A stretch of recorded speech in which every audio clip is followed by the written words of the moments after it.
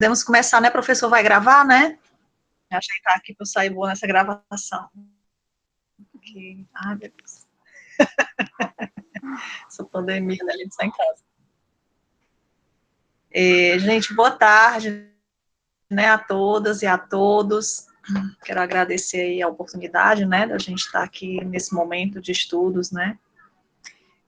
Agradecer a participação de todos. Agradecer principalmente a nossa convidada de hoje, né, na nossa webconferência, a Thelma Tremembé, né. Falar aqui um pouquinho do currículo dela, né, um mini currículo, porque o currículo dela é extenso, ela tem, assim, um ativista e tudo, né. Agradecer também a presença da Beatriz, sua filha, da sua sobrinha também, Vitória, né, todos da etnia Tremembé. Só para a gente começar aqui, vou apresentar um pouco a Thelma Pacheco,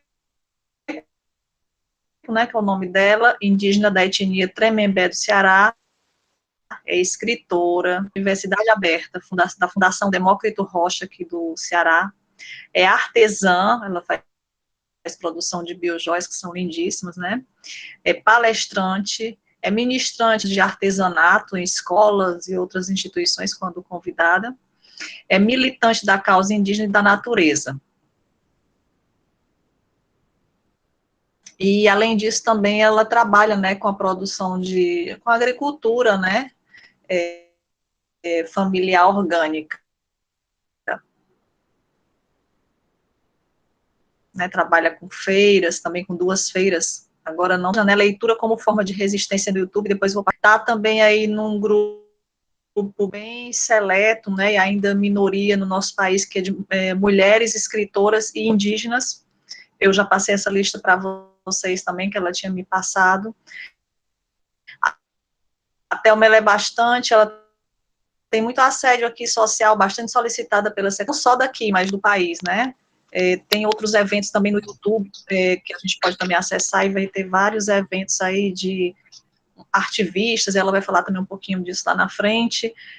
Aqui também nas bienais do livro, ela foi bastante solicitada, trabalhou em todos os dias também da nossa Bienal, enfim, é isso. Boa noite já, né, Thelma, seja bem-vinda, e aí você pode ficar à vontade para falar um pouquinho para a gente, né, da literatura, né, da sua literatura, da produção da literatura indígena, a arte, cultura e agricultura indígena do povo Tremembé.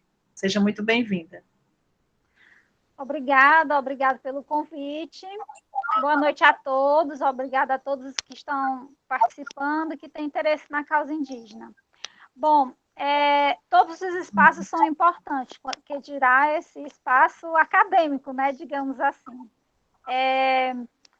Como a Verislene já me apresentou, sou escritora, eu tenho um livro publicado, Raízes do Meu Ser, Meu Passado Presente Indígena, que é esse aqui, né? Esse trabalho, ele foi um trabalho de autopesquisa, é uma autobiografia.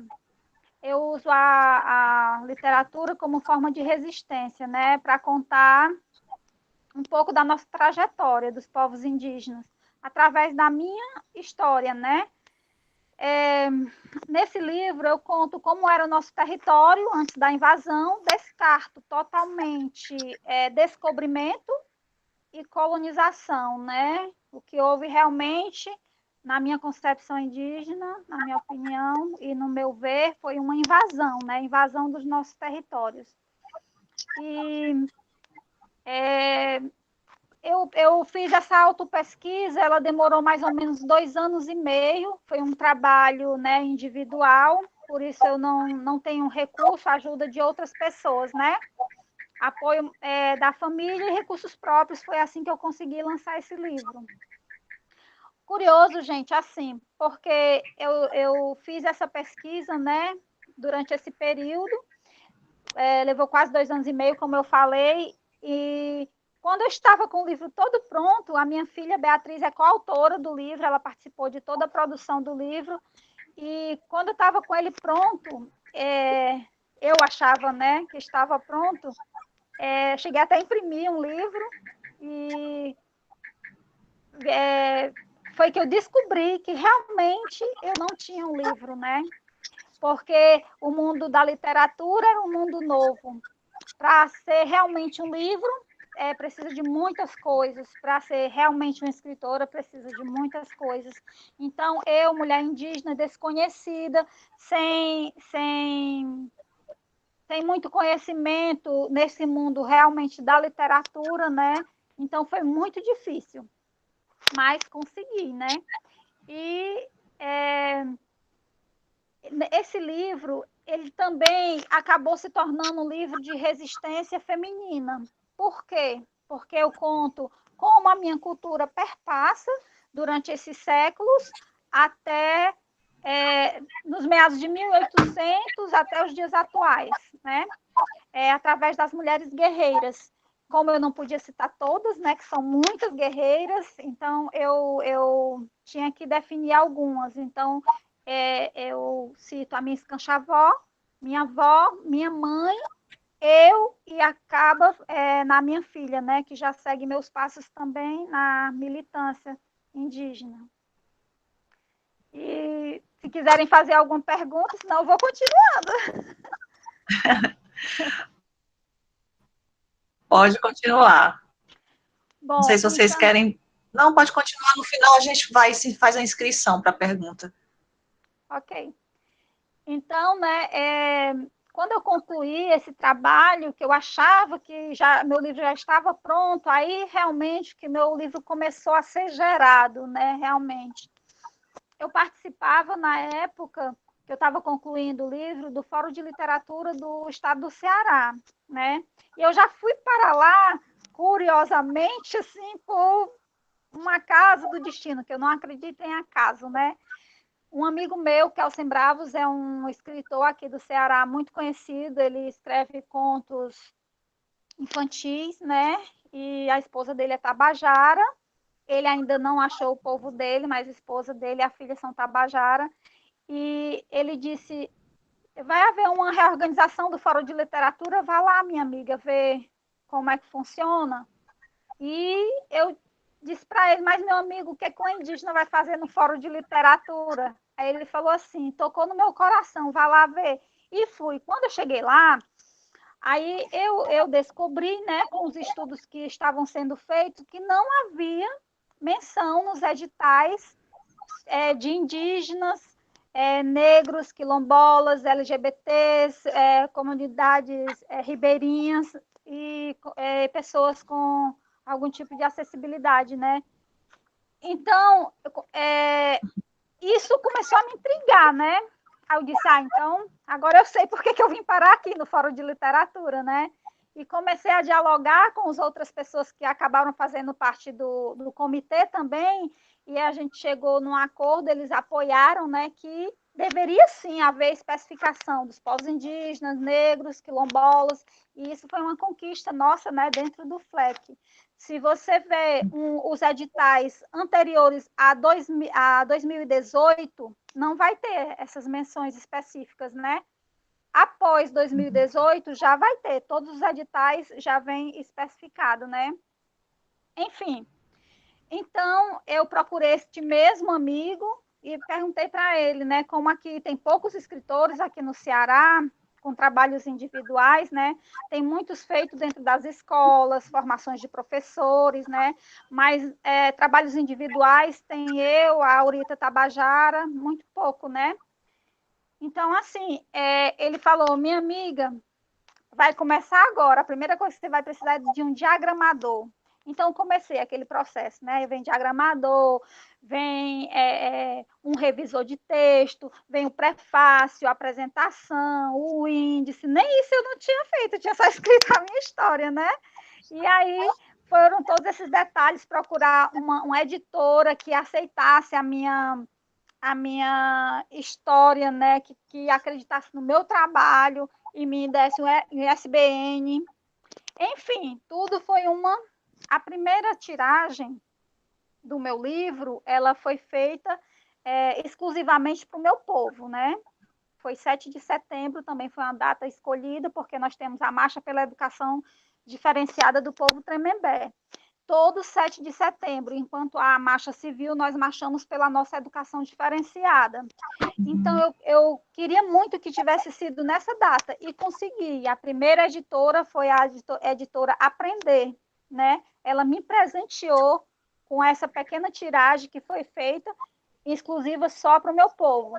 E a tiragem que eu finalmente, né, consegui publicar dentro de uma Bienal, que também é uma coisa muito importante, foi a editora Cacheiro Viajante, que é da Mileide Flores. Ela é uma livreira aqui do Ceará, muito também participativa nas bienais, né? Ela acho que ela participou de todas as bienais. E então eu consegui finalmente ter meu livro pronto com ISBN. Engraçado que quando falaram no ISBN, né, falaram assim, é o CPF do livro, né? Então, realmente, só é um livro se tiver esse registro, né? Como uma pessoa tem o CPF, identidade, o livro também tem essas suas formalidades, né? E eu consegui, uma mulher indígena, lançar um livro em uma Bienal Internacional do Livro aqui no Ceará. Para mim, isso é uma vitória, né? Então, durante a Bienal, eu participo também de outras atividades, né? Comecei a ser solicitada para palestras nas universidades, nos IFCS, e sabe, gente, é incrível como a falta de conhecimento da cultura indígena atinge a nossa sociedade, sabe? Na Bienal do Livro, passava por dia 40 mil pessoas. Ali foi que eu vi o quanto o indígena é discriminado por falta de conhecimento das pessoas ao nosso respeito, né? Principalmente aqui no Norte e Nordeste. Por que eu digo isso? Nossos irmãos da Amazônia, nossos parentes, eles têm as características, né, criadas no estereótipo, assim, mais vistas, digamos assim. Claro que eu não estou ofendendo meus próprios parentes, né? Mas eles realmente têm mais aquela característica do olhinho puxado, o cabelo bem liso, né? E nós aqui do Nordeste já não temos essas características tão fortes, até porque o nosso território é diferente, né? Então, todo mundo dizia assim, você não é indígena, você está com a unha pintada. Teve adolescente que disse, mas por que a senhora está mentindo? Imagine um indígena ouvindo isso, sabe? Que tem o conhecimento que todo o seu povo morreu, que sabe de toda a história, e alguém dizer assim, você não é índio de verdade, sabe? Como se estivesse falando assim, você não é índio puro, estivesse falando assim de uma raça de animal, sabe? Crianças que diziam assim, eu tenho medo de índio porque índio é selvagem, sabe? Isso tudo eu passei na primeira Bienal, isso foi muito assim, forte, né? Nas bienais seguintes que eu participei, já foram mais, porque eu já estava mais acostumada a lidar com esse público, receber essas coisas assim, né? Porque para nós é um impacto grande, que a gente não imagina que nos dias de hoje isso ainda possa acontecer, e acontece, né? Ô, Thelma, só complementando, essa Bienal também, com a inclusão dos povos indígenas, ela é bem recente aqui no estado do Ceará, né? Foram quase 12 ou 13 bienais, e não entrava essa questão indígena, mas com uma proposta também de um secretário, né, que é um visionário daqui também, assim, uma pessoa bem envolvida com a cultura de modo bem amplo, que é o Fabiano Piuba. E aí, pela primeira vez, ele colocou realmente um stand, né, para os povos originários. Então, também abriu, né, mais essa porta, né, esse canal. Mas, assim, para as pessoas que sempre estiveram nessas bienais a cada 2 anos, foi uma grande surpresa ter um stand ali, mesmo pequeno e tudo, dos povos indígenas, né? Foi, Sim, assim, bem foi. impactante também. Porque tem esse Sim, distanciamento, né? Fortaleza não tem nenhuma aldeia próxima, então tinha um distanciamento também, né? sim, é verdade. O secretário de Cultura aqui do Estado, Fabiano Piuba, ele é comprometido, sim, com a cultura, né? Tem muitas coisas que eu digo, ele quer fazer, mas ele não pode, né? Porque tem os tais lá dos protocolos, né? Mas, enfim, ele deu essa oportunidade para os povos indígenas, né? Eu tive o privilégio de participar da primeira Bienal com a participação dos povos indígenas, foi eu que fiquei lá representando, né? E até ser, a princípio, só livros, e ele abriu o espaço, disse que eu podia colocar nossa arte identitária, o artesanato, né, as biojoias, porque também é uma forma de leitura, né, a gente precisa entender isso. E na outra Bienal, posterior a essa, nós tivemos mais uma vitória, porque entrou os povos negros, e o nosso stand era do lado, né? Então, isso foi maravilhoso, porque já deu espaço para mais cultura, né, dentro da Bienal, e foi muito bacana. Muitos livros foram publicados inclusive, isso também puxa um gancho, Veres, que é assim, nós temos a Lei 11.645, né, que é onde deve se aplicar, né, a cultura indígena e a afro-indígena e nas escolas, né, e isso ainda não é efetivado, né? E eu acredito que, mesmo com esses passos lentos, né, participando da Bienal, tendo essas participações, produzindo mais literatura, isso vai ter que, uma hora, realmente ganhar espaço e ver que realmente há necessidade de ser efetivada, né? Precisa ainda se criar muitas políticas públicas para que isso se torne realmente realidade, não fique só no papel. Quer mais alguma intervenção? Okay. Pode ser. Sobre o seu livro, então, eu lembro que foi assim um sucesso o lançamento, né? Foi na Bienal e tudo. Já tem algumas perguntinhas aqui sobre ele, mas a gente deixa para o final. E você já tem esse projeto, né? Para a gente fechar a questão da literatura. Já tem um projeto de um novo livro, não é? Que também vai promover a acessibilidade, além da questão indígena, não é isso? Pode falar um pouquinho dele para a gente? Sim, na realidade, a inclusão, né? Inclusão começou assim. Durante muito tempo, quando eu era criança, inclusive esse livro Sem Letras, eu venho dizendo já antes mesmo até de publicar o Raízes do Meu Ser, né? Mas como o Raízes do Meu Ser era uma autobiografia, eu dei prioridade também, eu tenho, né, um problema de memória, que isso me instigou a fazer o Raízes do Meu Ser primeiro, né? Mas o livro Sem Letras, né, que é esse próximo que eu vou publicar esse ano ainda, ele é um sonho desde criança, digamos assim. Eu dedico ele a meu pai, né, Francisco Pacheco, que ele tinha pouca letra, como todos nós indígenas tínhamos pouca letra, mas nós tínhamos as pinturas rupestres, nós tínhamos nossa forma de deixar nossa história registrada, né, através das pinturas nas rochas, e a oralidade nossa, que era muito forte. Então, meu pai só fez até a 4ª série. E antigamente, Veres, há muitos anos atrás, não era como hoje, que hoje na primeira série o aluno já sai assinando o seu nome direitinho, né? Lendo e escrevendo. Antigamente, na 4ª série, o nome ainda era desenhado, né? Então ainda tinha muita dificuldade no ler e aprender, mesmo que na 4ª série.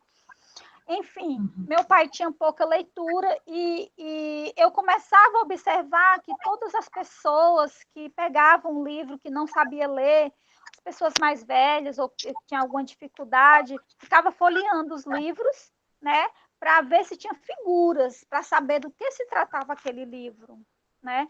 E aí isso me inquietava, porque principalmente esses livros mais grossos, né, eles não tem nada de figura, só letra, né? Então, imagine uma pessoa que quer saber do que se trata aquele livro, abre um livro e vai ver só letra, né? E quando ele olha uma figura, ele sabe mais ou menos do que se trata aquele livro. E aí aquilo ficou na minha cabeça, eu vou fazer um livro para pessoas que não sabem ler, vou fazer um livro para pessoas que não sabem ler. Então, quando eu comecei, né, a realmente ver que isso poderia se tornar realidade, quando eu entrei no fórum, quando eu comecei a ter contato realmente com literatura, e eu disse, eu vou realizar meu sonho. É um sonho possível, sim. E então, criei meu livro todo. Ele, na realidade, é um dueto, porque para ser um livro, é exigida as letras, né? Tem que haver as letras. Então, é um dueto, número 1, 0 letras, nada de letras, só desenhos, figuras, desenhos, todos feitos à mão por mim, né? E o segundo livro é um livro explicativo que eu quero passar realmente com os desenhos. Mas, Thelma, por quê? Porque eu pensei nesse momento também nos mediadores de leitura, que são muito importantes na hora de realmente dialogar a respeito daquela literatura, né? Então, dessa forma, eu vou contemplar as duas partes, né? Quem não sabe ler, e se tiver o mediador, ele pode intermediar aquela leitura posteriormente, quando a pessoa fizer essa leitura visual, né? Digamos assim. E Thelma, esse livro Sem Letras fala de quê, né? Porque sem letras. Então, ele relata os territórios dos povos indígenas aqui do Ceará, né? Que nós temos 3 territórios, né? Eu vou falar só um pouquinho para vocês ficarem curiosos, viu? Mas, então, eu falo, né, através dos territórios, que são povos do mar, que é meu povo, né? Um desses povos que vive no litoral é o meu, povo Tremembé. Aí nós temos os povos da Serra, né, como o povo do Cacique Sotero, por exemplo, que também é mestre da cultura do Estado, uma pessoa maravilhosa, Cacique Sotero. E temos os povos do sertão, né, tipo os Tabajara, Potiguara, que vivem, né, naquela região. Então, eu relato nossos 3 territórios aqui do Ceará. E também faço alguns apontamentos, né? Que isso também influi nas nossas características, né? Como é nossos cabelos, nossa pele, nossos olhos, né? Que influem nas nossas características, os territórios que a gente vive. E tem também, né, a introduçãozinha, que é como o primeiro livro, né? Eu sempre gosto de passar isso, porque quando a pessoa que não sabe ler pegar o livro, ela vai querer saber o fio da meada, né? Digamos assim, o começo da história. Então, ela vai ver lá os desenhos que identificam nosso povo, como era, como foi acontecendo, até chegar nos nossos territórios hoje. Não vou contar mais para vocês ficarem aí curiosos, né? E já quando eu lançar, todo mundo vai querer saber como é esse livro sem letras. Eu vi também num evento, acho que foi de São Paulo, não sei se foi da Artivistas ou outras com escritoras, que uma delas achou muito interessante que tinha um filho especial. Então, para a educação especial também, esse livro com desenhos é muito interessante, né? Bem interessante. Sim. Thelma, vamos tentar agora falar aqui sobre a cultura. Eu tinha convidado o Everton, para que vocês saibam, o Everton, ele foi da Cruz Vermelha, né, um senhor que é aposentado pela Cruz Vermelha, mas é um grande articulador aqui dos povos indígenas Ele do está estado na do sala? Ceará, só que ele... Oi? Não está, infelizmente, porque ele estava no SARA, ele teve um AVC, né, e aí está fazendo um tratamento, só sairia amanhã. Aí me pediu para falar com o Iago, que era o fotógrafo também de um projeto, era para ele falar sobre um pouco também da cultura. Você vai entrar aqui na cultura e na arte do povo Tremembé, mas eu tinha pedido para ele falar um pouquinho, até comentar, né, para participar e comentar sobre a caravana, né, do povo Tremembé. Eu vou só falar aqui um pouquinho depois, mas você pode começar a falar sobre a cultura e arte do povo Tremembé, mas o Iago também não podia hoje, infelizmente. Ou eu posso aqui só comentar e você fala depois sobre as tuas produções, né, os artefatos da cultura. Essa caravana é um movimento, né, do povo Tremembé também, que envolve a questão da cultura, já está no 2º ano, né, ano passado foi o 2º ano, que é a caravana do Museu Indígena Tremembé, e eles saem visitando, né, todas as outras aldeias aqui do estado do Ceará, né, no intuito de trabalhar as narrativas de saberes tradicionais, né, ajudando a preservar também a cultura, né, dos Tremembés, mas também promovendo oficinas, né, rituais sagrados, enfim, durante vários meses, né, toda essa caravana praticamente é o ano todo. E ano passado eles ganharam, né, o 31º prêmio Rodrigo Melo Franco de Andrade. ele é um prêmio bastante importante, não é? Todos os estados, os 25 estados brasileiros, eles participam dessa premiação pelo IPAM, né? E foram 94 ações realizadas desses estados, e os Tremembés, eles foram premiados. É só para pontuar a importância da cultura, né, do povo Tremembé e dessas ações também que vocês trabalham em relação a museu e tudo. Aí você pode falar um pouco dessa produção também do artesanato, né, do povo Tremembé, porque vocês também, além de serem, assim, os primeiros a trabalhar essa questão, vocês também trabalhavam a questão das oficinas com os outros povos, os povos que estavam também em processo de autorreconhecimento, né, ajudavam bastante essa questão da produção e formação, né, e informação também. Sim, é verdade. Bom, é, o, como eu falei anteriormente, né, continuando no mesmo gancho, as pessoas precisam entender que a nossa arte, ela é uma arte identitária, que é uma forma de leitura também daquele povo, né? Então, eu vou mostrar essa peça, eu não sei se dá para ver bem direitinho. Essa parte branca, gente, que vocês estão vendo, ela não é plástico, tá? Ela é búzio, búzios do mar, tá? Esse búzio aqui, ele é encontrado especificamente lá no nosso povo, né? Tremembé, lá de Almofala, Itarema, no município de Itarema, aqui do Ceará, né? Ó, e são feitas peças lindíssimas, ó. Deixa eu afastar um pouquinho, né, para ver se dá para ver um pouco melhor, né? Então, quando um colar desse, né, é vendido,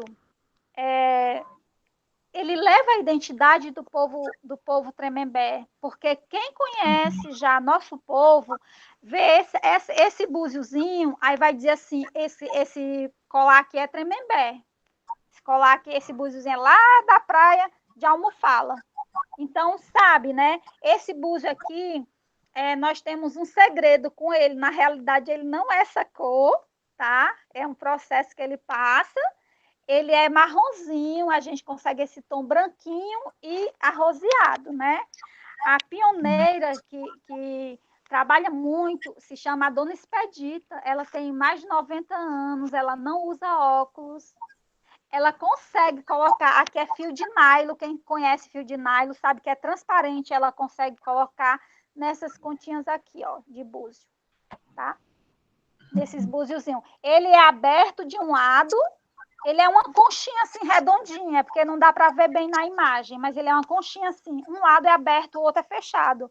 O lado que é fechado, ele é assim, ó, passado numa lixa bem fininha, então acaba furando aquela pontinha e aparece a abertura. Então, imagine o trabalho que dá para fazer uma peça dessa, né? São várias peças feitas a partir desse búzio. Esse é lá da minha aldeia, né? Eu, Thelma Tremembé, trabalho com coco aqui. Quando eu comecei a fazer peças de coco, eu vou mostrar esse aqui, ó, que é um colar pingente. É uma minhoca. Será que dá para ver, Veres? É uma Encostar um pouquinho assim minhoquinha, na câmera, faz igual aquelas blogueiras, encosta assim na né? câmera. Deixa eu ver aqui se dá para ver, Sem gente. mexer muito, talvez Ó, dê, mas dá para perceber que são é uma produzidos a partir minhoca. desses elementos daqui, né? Só tem aqui. Isso. Então, essa minhoca, ela é feita de coco. Essa aqui, ó, é melhor para ver, né? Ó, Sim, essa aqui é a maravilha. maraca. Essa peça também é minha, né? Aí, eu comecei a fazer artesanato de coco e o Everton disse, tu conhece seu Zé Biinha da aldeia tal? Ele faz arte em coco também. Aí eu, poxa, porque como eu falei, né, meu povo é muito grande, não tem como eu conhecer cada Tremembé, né? A gente se encontra nos eventos e tudo, mas são muitas aldeias, muita gente. E o seu Zé Biinha também faz arte em coco, quer dizer que é uma arte que o povo Tremembé já desenvolve naturalmente, né? Isso se chama arte identitária. Quando a gente faz uma peça dessa, também vai a nossa energia, né? Vai a aquela peça, muitas vezes, algumas pessoas acreditam, outras não. Quando está na bancada para venda, né, que eu exponho em feiras ou eventos que eu sou convidada, já expus no centro de evento, já em vários locais. Então, quando é colocado na mesa, por incrível que pareça, a pessoa, quando ela olha assim para a mesa todinha, eu disse, essa peça, essa pessoa vai comprar. Ela vai levar, parece que foi feito para ela. E a pessoa, nossa, que peça linda, e acaba levando. Como a gente sabe disso, a gente também não sabe, né? A gente só sabe que são inspirações dos nossos encantados, que nós não sabemos os segredos da natureza, mas nós estamos em conexão com ele, né? Então, a partir do momento que a gente está conectado com ele, as coisas fluem. A maioria das pessoas não entendem ou não querem entender, né? Mas a cura está dentro de você, né? A sabedoria, quando você acorda de manhã, você tem como saber como é que vai ser seu dia, mas as pessoas não querem se atentar a isso, né? Elas não querem se perceber, mas elas acabam se desligando dessas coisas. E esse mundo indígena, ele é tão forte, ele tem tanta sabedoria que as pessoas precisam conhecer, né? Então, eu uso o artesanato, a literatura, o meu orgânico, né? Como uma forma de me aproximar mais de vocês, né? Das pessoas que não têm essa conexão. Eu vou contar aqui uma coisa que aconteceu. Uma moça chegou para mim, aí falou assim, eu gostaria de uma maraca, eu gostaria de um som agradável, mas eu não sei, você pode escolher para mim? Aí eu peguei as maracas, escutei o som delas, né? E a que me agradou, como ela pediu, né? Eu dei para ela. Quando foi esse fato em específico, foi lá na feira de orgânico, que eu sempre vou a cada 15 dias, né? Agora, na pandemia, não, está suspenso, mas ela é de 15 em 15 dias, lá no Benfica. Então, quando foi na feira seguinte, ela retornou. Aí ela falou assim, eu queria lhe agradecer. Aí eu disse, né, de quê? Aí ela falou assim, é porque você lembra que eu estive aqui comprando uma maraca? E eu disse, lembro. Ela disse, a sua maraca eu dei para o meu pai. Meu pai já não tem mais os movimentos e a gente dava um sininho para ele chamar, né, as pessoas, né? E só que ele se aborreceu com aquele sino e jogou o sino, não aceitava mais e a gente tinha que deixar uma pessoa direto, bem pertinho dele, porque era a única forma de a gente saber quando ele estava precisando de alguma coisa. E eu levei a maraca e ele aceitou a maraca, né? Então, cada vez agora que a gente escuta o som da maraca, a gente corre e não é nada, porque ele está tocando a maraca, ele não está chamando, né? Então, assim, aquilo para mim foi maravilhoso, né? Ela disse, só que agora a gente está com esse problema, né? Porque a gente não sabe se ele está tocando a maraca ou se ele está chamando, né? Bom, enfim, foi maravilhoso, né? Para você ver as coisas, né? Como elas são interligadas, né? Enfim, mais alguma assim, intervenção? Eu vou continuando. Só para a gente fechar, Thelminha, a questão da agricultura, né? Que você também trabalha, né? Muitas pessoas também do seu povo, né? Inclusive a Thelma, ela tem um canal, pessoal, tem no YouTube, eu até coloquei no grupo também, no Instagram, que ela vai relatando e até dando dicas, né, Thelma? Como é que você produz o adubo, ela tem um Instagram dela, o dia a dia, né, como é que ela faz, produz para adubar aquelas plantas e tudo, a questão das safras, né, das frutas da estação, né, bem interessante. Sim, então, né, nós indígenas, a gente prioriza muito as frutas da época, né? Às vezes as pessoas, na própria feira também, onde eu exponho o artesanato, eu exponho o orgânico, né? Indígena. Até tem gente que diz assim, existe alguma diferença de orgânico e orgânico indígena? Eu disse, existe, porque, por exemplo, Mocororó, só quem produz somos nós, né? Alguma coisa feita do caju azedo, só nós produzimos, né? Aquele eu faço algumas comidas também, né? Em alguns lugares eu levo a cocada na quenga, né? Coquinho ralado já na quenga. Eu levo castanha de caju, as coisas que a gente está produzindo na época. Então, assim, tem diferença? Limão que não é azedo, né? Limão que não é azedo que eu compro. Impressionante. Limão, ele não tem aquele azedo assim, né? Travento, nem o amargo. Então, ele é um Nem limão cítrico, né? suave. Não é muito cítrico. Ele é um limão suave, né? Eu acho que tem um vizinho meu aqui, né? Que ele tem 10 anos, vai fazer 11, ele diz assim, tudo da tia Thelma tem um segredo e eu já descobri qual é. Porque tudo dela é bom, é o amor, é porque ela bota o amor, né? Então, assim, ela diz que o meu limão não é azedo, né? Eu acho ele suave, assim, no ponto. Enfim, quem sabe, né? Se não é porque vai com esse amor, né? Então,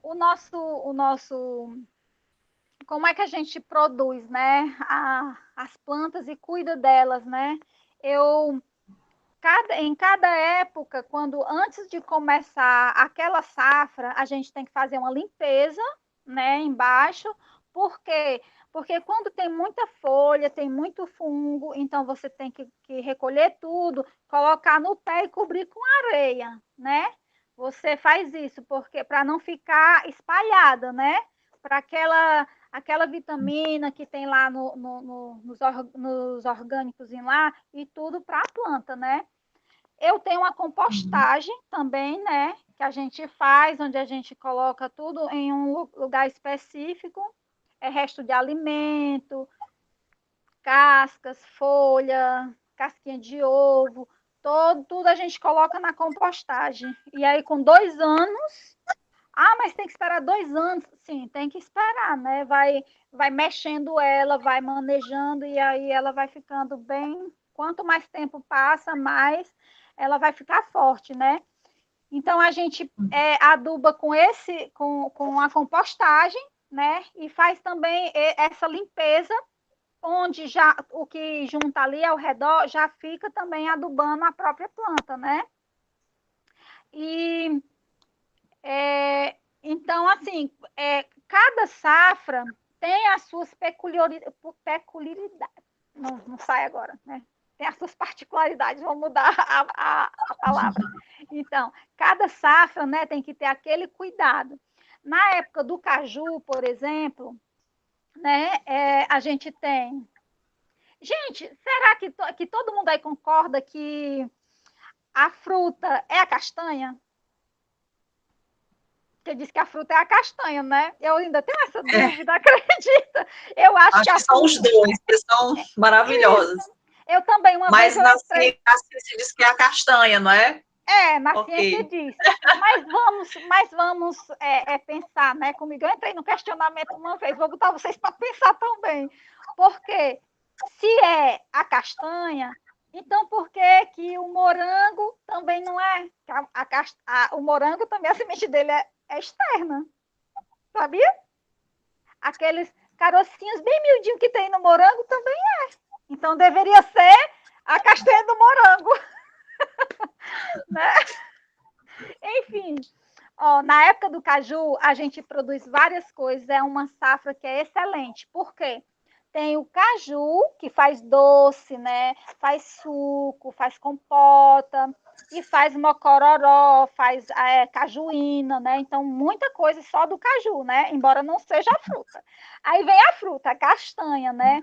A castanha você pode vender e você pode assar, consumir e guardar, que é o que eu faço. Eu faço todo esse processo com a castanha, porque eu seleciono, porque eu faço aqueles bolos, aquelas coisas, então eu seleciono uma parte para consumo. O interessante da nossa agricultura é justamente isso, a gente não vende tudo, não vende, a gente consome, né? Isso daí que é agricultura familiar, isso é uma das características, porque se eu pegar todo o meu caju e toda a minha castanha e vender, o que eu fiz? Né? Nada, não lucrei nada. O que a gente realmente lucra é a nossa saúde que vai se mantendo. Cada fruta de época, ela está preparando teu organismo para futuras viroses, coisas que possam vir na estação seguinte. Vocês sabiam disso? Pois é verdade, viu? O caju é riquíssimo em ferro. Se você consome, quando começar as chuvas, você não vai ter problema de gripe, esse tipo de coisa, né? Isso é uma sabedoria. As mulheres também, por conta da mudança de clima, desde muito pequena, minha tia dava mocororó para a gente tomar. E não era só nos rituais. Ela dava uma dosezinha de manhã em jejum, porque é um excelente anti-inflamatório, mocororó. O mel do caju também, uma colherinha, excelente fonte de ferro, né? Então, a gente, na época do caju, tem esse monte de benfeitorias, né? Muita coisa. E aí vem a época da manga, vem a época do limão, e assim nós vamos fazendo esse manejo. As pessoas não entendem, né, quando a gente chega lá na feira sem a manga. Ah, cadê a manga? Eu quero a manga. Gente, não tem, eu só trago fruta da época, né? Porque a gente tem o adubo, mas o adubo a gente usa nas estações também e para manter a planta, né, produzindo. Não é para, como o veneno, né, que obriga a planta a dar sem estar na época dela. Não pode ser nunca uma fruta saudável dessa forma, né? Então, são essas coisas. Coco eu tenho bastante também, que o coco dá o ano todo. Eu acho que é uma das frutas mais, assim, maravilhosas. E aproveitando, não quero deixar de dizer, né? Sei que só tem aí gente inteligente, mas eu sempre gosto de dizer, quando eu falo de orgânicos, né? Quando eu falo de alimento, da agricultura, porque o criador de todas as coisas. Ah, vocês acreditam em Deus? Nós vamos já entrar nisso aí, se vocês quiserem, né? Mas o criador de todas as coisas, ele é único, ele é um só. Então, ele é tão maravilhoso que além de ele te dar tudo, inclusive a tua própria vida, que todo dia tu devia agradecer, ele te dá uma flor antes de te dar o alimento. Olha que coisa maravilhosa, né? E a maioria das pessoas não sabe que antes de ser uma fruta, é uma flor, né? É isso aí, vamos lá, Veres, conversar mais? Vamos, temos comentários já aqui. É engraçado essa coisa do mocororó, né? Hoje tem uma grande onda, grande moda em relação às kombuchas, né? Muitas pessoas produzem, que é um fermentado, né? Digamos assim, a grosso modo é isso. E aí os indígenas sempre fizeram esse tipo de fermentado, que é super importante, né? Para essa questão do sistema imunológico, né? Nosso segundo cérebro, que é o intestino, e já é uma sabedoria que existe há muito tempo, não é? Que agora tem essa moda, mas que já está aí posta pelos indígenas. Tem algumas questões aqui, Thelma, transversas, acho que é o nosso amigo Ronieli, né? Ele está agora com essa página chique aqui. Ele pergunta como podemos adquirir esta obra maravilhosa, o seu livro, né, que você falou, ele perguntou aqui. Quer que eu faça um a um? Podemos, acho que só tem essa pergunta dele. Ver se tem alguma inscrição aqui. A Eva Potiguar estava aqui, acho que ela falou aqui em Tupi, não sei. Tiandê Pituna, acho que é boa noite, que palavra de sabedoria desta irmã. Ao IABT, gratidão, né? Sou Potiguara, é a Eva Potiguara, Evani Pinheiro. Parente, um abraço. Aí ela depois saiu. Aí o BT Cunhã Porã, ela saiu. Depois eu passei aqui o site para ela, que a gente tem o canal no Facebook, Instagram vai ficar gravado, tá certo? Tá certo. O que mais? Alguma questão? É o Roniel. Roniel está com essa página bonita, gostei, Transversos. Pode sim, então. Fica aí com a palavra o Roniel. Gente, mais uma vez, boa noite. Thelma, meus parabéns pela fala qualificadíssima, pela experiência de vida, pela militância, pela luta, pelos agenciamentos, enquanto mulher, enquanto liderança Tremembé, enquanto escritora, ou seja, são vários agenciamentos juntos. Então, parabéns pela luta. Primeiro, um comentário, né, sobre o seu livro magnífico, que eu vou querer ler e adquirir, esse livro sem letras, né? E daí eu lembro que agora há pouco você falou um pouco dessa falta de letramento de alguns mais velhos, de alguns anciãos, por falta de acesso mesmo à escola, por falta de acesso a isso, aquilo. Mas, mesmo quando que os povos indígenas não têm as letras do colonizador, ele tem outras letras, hein? Mesmo quando os povos indígenas não têm a escrita colonial, o português, o francês, o inglês, etc., ou seja, as línguas fonéticas do colonizador, tem outras escritas, né? Traços, pinturas corporais, ornamentos.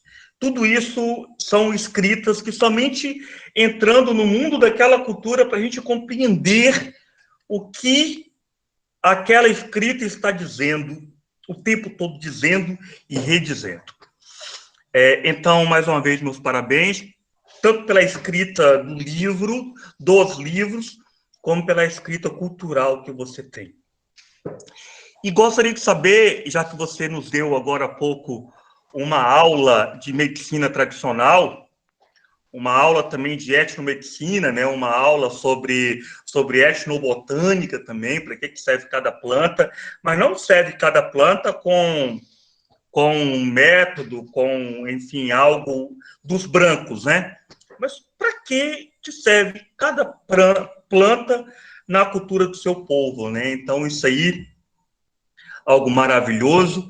Daí eu queria saber, e queria que você falasse um pouco mais, sobre a importância dos saberes tradicionais, Tremembé, né, para você e para o seu povo. Qual é a potência, a importância desses saberes, né, que o seu povo vive, que o seu povo experimenta, e que o seu povo transmite e reinventa a vida no dia a dia? Então, muito obrigada, né? Os saberes. Antes eu queria só complementar, né? A pergunta anterior, Vélez, para poder ficar, né, fechando os blocos, do Ronieli, o livro Raiz do Meu Ser, quem quiser adquirir é comigo mesmo, pode contactar pelo Instagram ou pelo Facebook, vamos encontrar, no Instagram é Thelma PCH, e eu envio pelo correio, ou se for em Fortaleza, em algum local, eu dou um jeito de entregar. E o Ronieli tem um trabalho muito bonito, é um parceiro aí da natureza, tem um projeto lá que se chama Sabiaguaba Lixo Zero, que você é nota 10, viu, meu amigo? E quando tiver mutirão, nós vamos ajudar de novo. Então, qual a importância dos nossos saberes ancestrais? É a nossa vida, né? É simples assim, é a nossa vida. Sabe, um dia me questionaram sobre algo e eu fui falar, me diga alguma coisa que vocês fazem, né? Que é diferente, tipo assim, que tem realmente a nossa arte identitária, a nossa marca indígena, que não seja novidade, né? A pessoa, tipo, quis meio que desafiar. E eu lembrei de quando eu era pequena, na escola eu dizia que eu gostava muito de fubá, quando me perguntavam, vocês gostam de quê? De comer o quê, né? Na escola e tal, que não era na escola indígena, que não havia na época.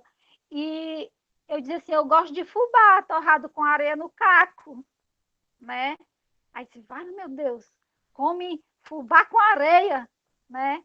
Não, claro que não, né? A gente não come areia, a gente come barro, viu? Muitas vezes crianças indígenas, eu também comi quando era pequena, barro, né? E não é ruim não, viu, gente, barro. Enfim, não é como refeição também, viu? Não confundam. Mas, assim, qual é o processo? Pega-se Ó, tem gente aí que comeu também, né? Então, olha, pega-se a areia do rio, né? Coloca-se num caco um caco de barro, né? Coloca num fogo, faz um fogo no chão, coloca no fogo, coloca o milho dentro, né? E daí O milho, gente, ele assa por igual, vai torrando por igual. Quem conhece o processo do fubá é o milho torrado, pilado, né? Então fica aquele pozinho muito gostoso, maravilhoso, que se chama fubá, né? Esse é o nosso fubá, né? Fubá de milho. Então, porque tem pessoas que usam aquela farinha de milho e diz que é fubá, né? Não, pra gente é esse fubá. Então, usando a areia grossa do rio, na hora de assar os carocinhos de milho, ele assa por igual. Ele não fica aqueles pontinhos. Sabe que você torra aquela pipoca que ficam as queimadas? Então, aquele queimadinho ali, quando você pila ele, vai ficar amargo, né? E você usando a areia do rio, não. Ele assa por igual, fica todo assim douradinho, igualzinho, sabe? Não fica aquele pontinho amarelo. Então, o fubá não amarga. Isso é um segredo indígena, né? Esse processo que eu citei anteriormente de mudar a cor do búzio, né? Que ele é marronzinho, a gente consegue o tom branco e arroseado. O rosa é tão lindo que você diz assim, é assim, e não é. Nós deixamos ele daquele jeito, né?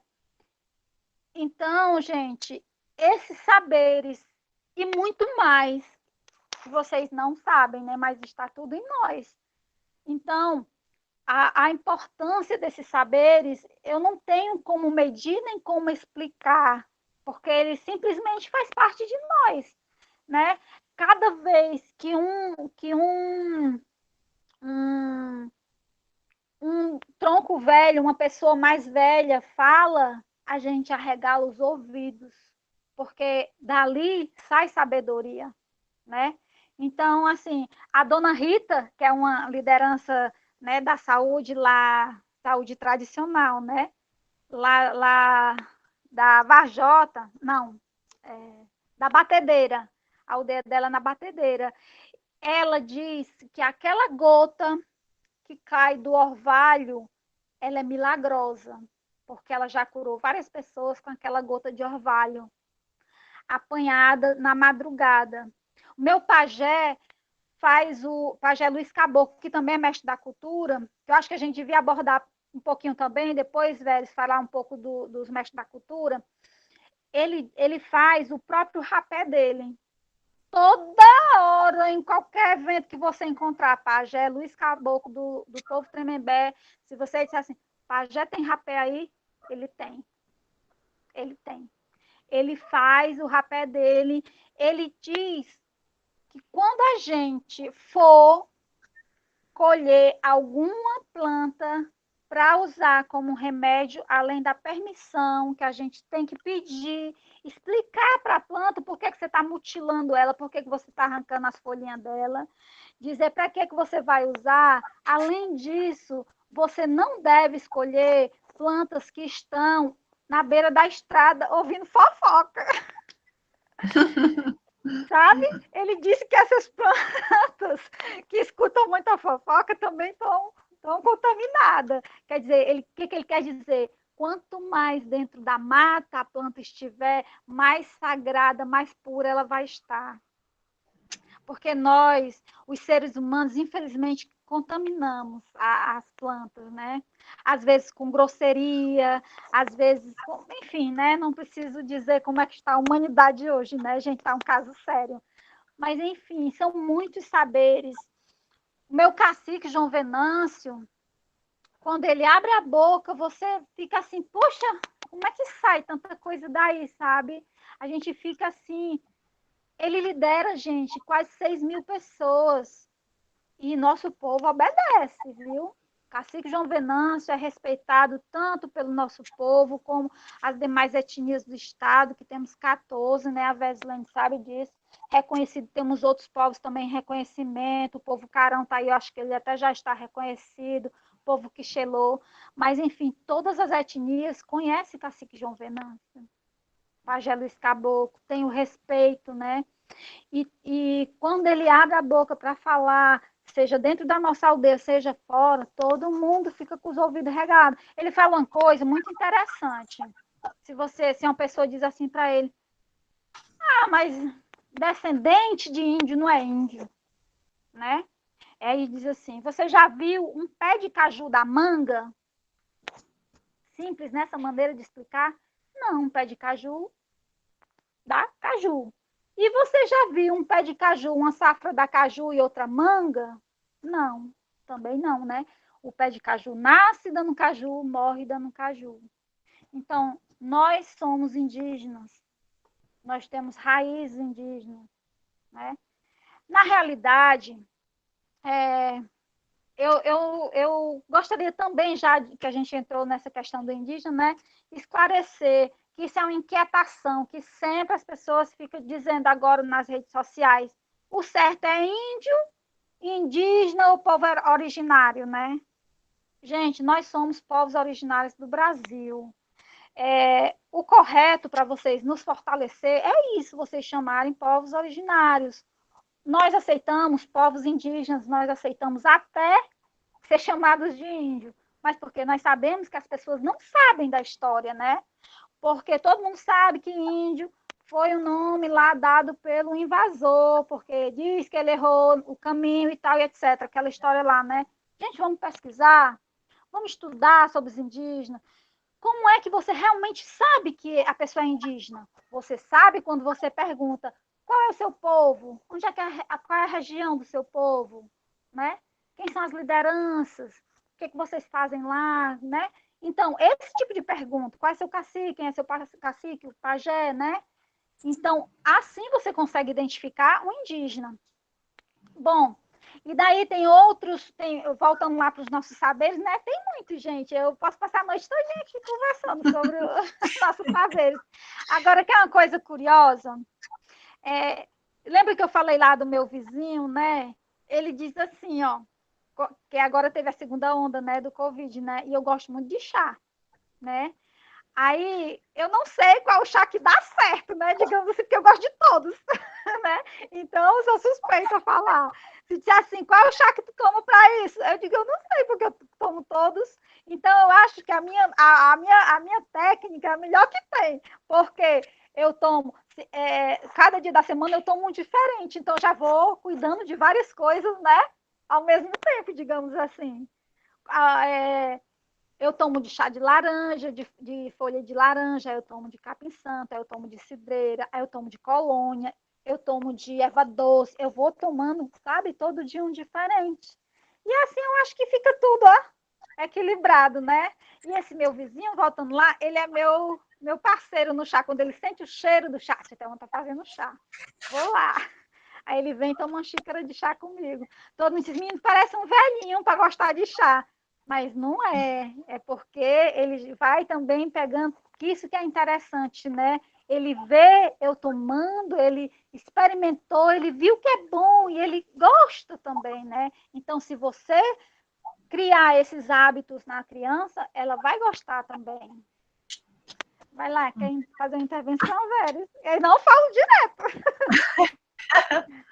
Alguém mais quer fazer alguma intervenção, alguma questão, um comentário? Thelma, acho que você está confundindo o Roniel, ele é do Pará, com o Roniel daqui, não é um ativista do meio ambiente, só que esse Roniel é ativista lá, no Pará. De qualquer maneira, um abraço também, Roniel. Eu estranhei, porque a esposa do Roniel da Sabiaguaba tem meu livro, aí ele queria saber sobre o livro, né? Pronto. Então, perdão, Roniel do Pará, prazer em conhecê-lo, né, agora, porque a gente não tem acesso bem muito às imagens aqui das mensagens, né? Mas, enfim, um grande abraço para você e obrigado por estar aí nos assistindo. Imagina, né? Que isso. Obrigado a você, tá? Obrigado mesmo pela fala. Boa noite.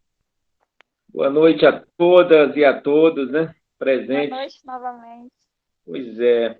Estava pensando aqui na tua fala, aí eu coloquei 3 elementos aqui, logo inicial, né?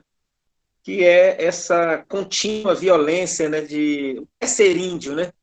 E ter que ficar sempre explicando, seja numa bienal, seja no dia a dia, ou seja, até mesmo a necessidade de alguns biólogos, alguns pesquisadores, quando eles vão no DNA mitocondrial, para tentar identificar e dizer, a partir das células, né, do processo genético, como a pessoa se descende. Né? Eu falei isso porque tem uma pesquisa na UFPA feita a partir disso, né? a partir de uma comunidade e tal, para tentar isso. Mas, assim, isso continua sendo violência, né? Porque, e sobretudo no Nordeste, né, onde inicia o processo de colonização, avassalador, e sobretudo a partir do litoral, né? E aí eu acho que uma segunda questão é com essa como vocês se organizam mesmo. No estado do Ceará, que é importante a gente conhecer, nós somos da Amazônia, você conhecer, né, povos do mar, povos da terra, povos do sertão, né? Esse processo de organização territorial, né, que identifica os povos indígenas e principalmente os que estão em processo de retomada, né? Desde o final dos anos 70, né? Toda a luta que vocês tiveram nos anos 80, anos 90 para garantir o reconhecimento da terra, o direito de ser Tremembé, né? Ou seja, essa luta é importante. E aí eu acho que você coloca uma questão também importante que tem que pensar, nós aqui como professores, que essa coisa da lei lá 11.645, né, para trabalhar as temáticas da história, cultura afro-brasileira e indígena, né? Essa questão da obrigatoriedade, nós passamos por um processo recente, em 2017, com a reforma do ensino médio, e depois, consequência disso, os desdobramentos junto ao processo também da nova BNCC, né, que tenta apagar um pouco essas questões, porque delimitam outros formatos nos processos de ensino. E isso também tem sido uma dificuldade assim para dar mais visibilidade, mas, ao mesmo tempo, a gente consegue enxergar aonde tem que ser trabalhada essa temática, né? Mesmo com essa dificuldade, mesmo tendo uma legislação aí que garante, que traz como obrigatoriedade. E eu acho que é importante a gente estar sempre fazendo essa reflexão. Eu acho que na sua fala você também traz isso. Eu não vou fazer pergunta nenhuma, eu acho que mais no sentido mais de, a partir da tua fala, esses comentários, né? Porque eu acho que é importante. E a gente conhecer sempre outros povos, né? Fazer esse diálogo tem sido fundamental para o nosso processo de formação. Muito obrigado. Eu que agradeço, professor Ribamar. Também, bom, cada povo, eu poderia dizer que tem as suas especificidades, né? Então, é muito importante esse diálogo que o GPT faz, porque ele já ouviu vários povos, né? Eu venho acompanhando, como... Eu não sei, velho, se aquela questão lá da acessibilidade não foi a Márcia Cambeba que fez, sabe, sobre o meu livro, porque ela tem um filho, né? Acho que foi aqui mesmo. Isso. E teve um negócio também que você participou em São Paulo, que falaram também, não foi? O filho foi dela, exato. Foi, verdade. Ela disse que vai ser a minha primeira cliente, né? Ela vai ser a primeira pessoa que quer o livro. Já tá certo o livro do filho dela, né? Então, assim, esse livro, ele vai permitir, né, essa acessibilidade, essa inclusão, né, de pessoas que têm essas dificuldades cognitivas. Enfim, eu perdi um pouco o fio da meada, mas o que eu queria dizer? Esse diálogo que o GPT traz, ele é muito necessário, né? Porque ele está ouvindo povos diferentes com as suas especificidades, né? Cada povo tem aquela sua característica, aquela sua marca, aquela sua maneira de fazer o ritual. Por exemplo, o povo Tremembé dança torém, os outros povos dançam toré, são parecidos, semelhantes, mas são diferentes, né? Os rituais. Então, assim, tudo isso vem a enriquecer esse diálogo, né? Quando traz povos diferentes, que vê que mesmo sendo indígena, tendo aquela mesma força da natureza, tem formas diferentes de se conectar, né, com a natureza e formas diferentes de se expressar, outros tipos de linguagem. Eu acho muito necessário e importante. E esses questionamentos, realmente, ele nos incomoda, sabe? Porque é doloroso para nós quando uma criança nos chama de selvagens, porque nós brigávamos pelo nosso litoral e que não teve os pais repassando a história verdadeira, porque também não conhecem. Então, veja que é uma sequência de erros, né? Mas para nós, por que que é doloroso a criança chegar e dizer isso? Porque ela nos vê como selvagem. Uma criança em específico, na Bienal, ela olhou para a minha unha das mãos e disse assim: você não é indígena porque você pinta a unha, né? Por que você está mentindo para mim? Não se deve mentir. Aí eu falei para ele, eu disse: olha, a tia não mente, eu posso ter muitos defeitos, mas a mentira não faz parte de mim. Eu realmente sou indígena, é porque eu sou diferente de alguns indígenas que você já viu. As pessoas, elas são diferentes, né? Mas se você quiser tirar dúvida, você me faz aí algumas perguntas que você gostaria de perguntar a um indígena de verdade. Se eu responder, eu sou indígena. Se eu não responder, eu não sou indígena. E tudo que ele perguntava, eu sabia. Então, a gente acabou que fazendo um vínculo.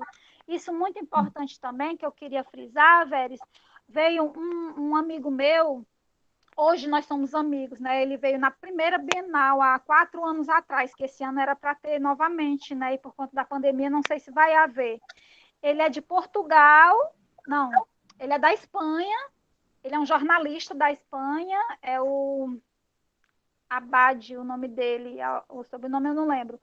E ele veio com a família, com a esposa e 2 filhos. A filha dele, ela fez um desenho meu, né? Uhum. Fazendo parte das coisas que ela mais chamou a atenção nela aqui no Brasil.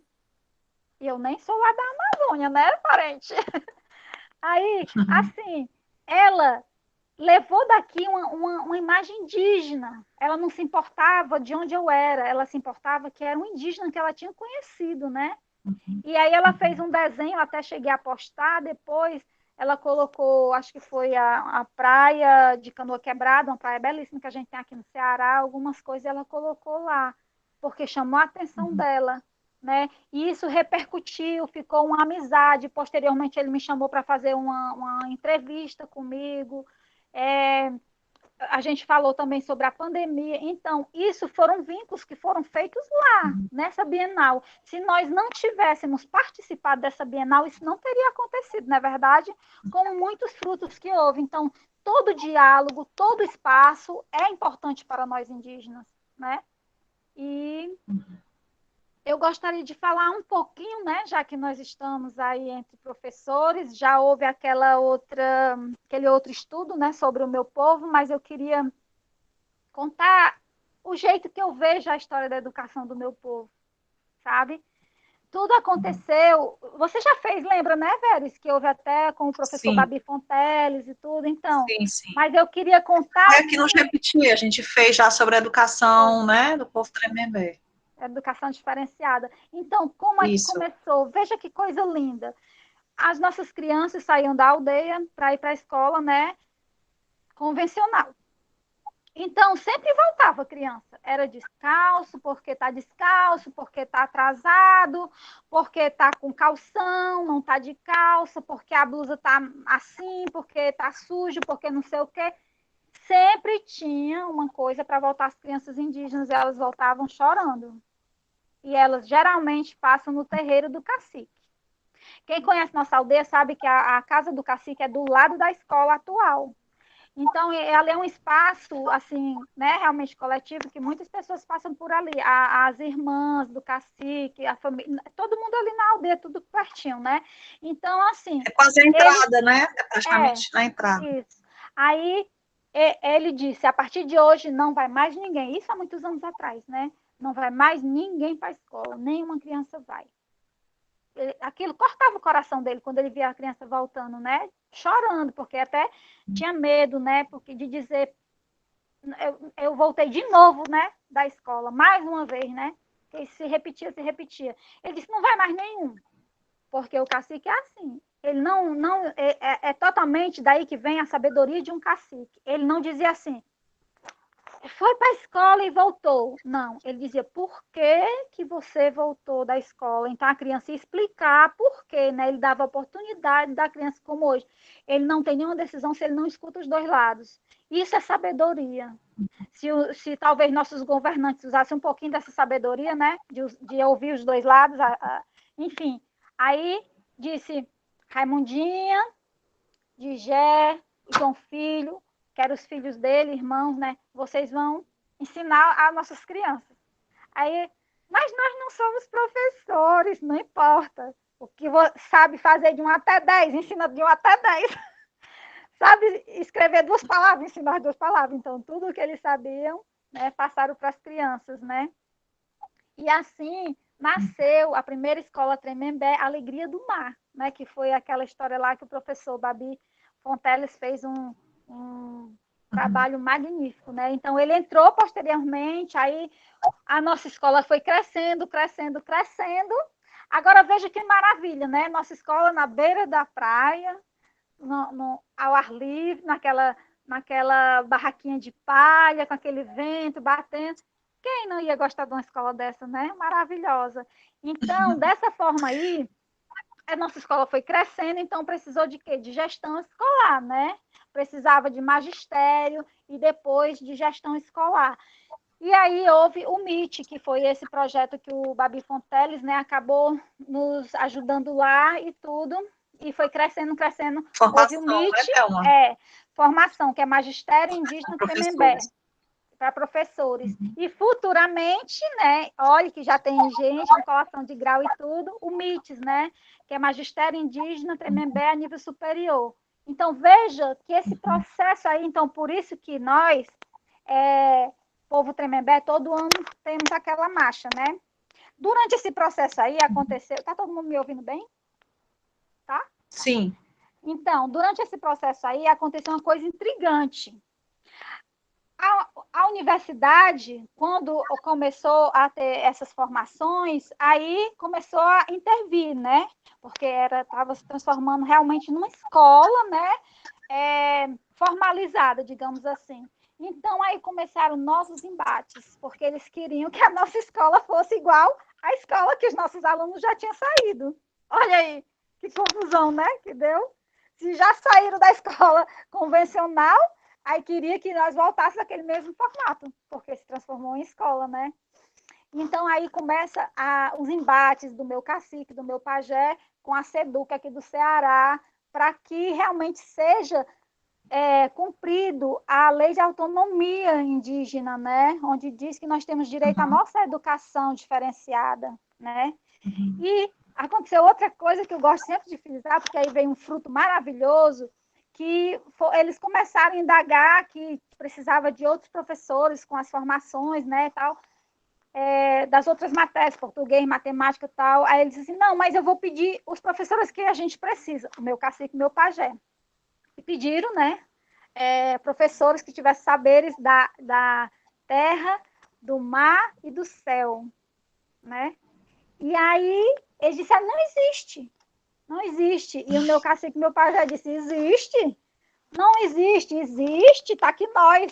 Então, a UES, né, Universidade Estadual aqui do Ceará, acabou que agraciou eles com um título em notórios saberes, né, pela universidade, reconhecendo esses saberes deles. E daí, futuramente, vieram esses projetos da Cultura Viva, né, que é como chegou hoje, né, que já é outra história, né, mas que tudo foi uma coisa que vai dando frutos, né, isso, Veres. E hoje nós temos os mestres da cultura, né, já houve até grandes prêmios, né, do IFAM, reconhecendo que nós somos pioneiros nesse projeto da cultura viva, né, desse reconhecimento da cultura viva, que são os saberes. Então, aqui no estado do Ceará, nós temos 80 e poucos mestres, né, cada um na sua área, o mestre da palha, da renda, do coco de samba, e nós temos 5, por enquanto, viu, 5 mestres da cultura indígena, né, que é a Cacique Pequena, o Cacique João Venâncio, o Pajé Luiz Caboclo, tem 2 mestres, a Pajé Raimunda e o Cacique Sotero, né, lá do povo Canindé de Aratuba.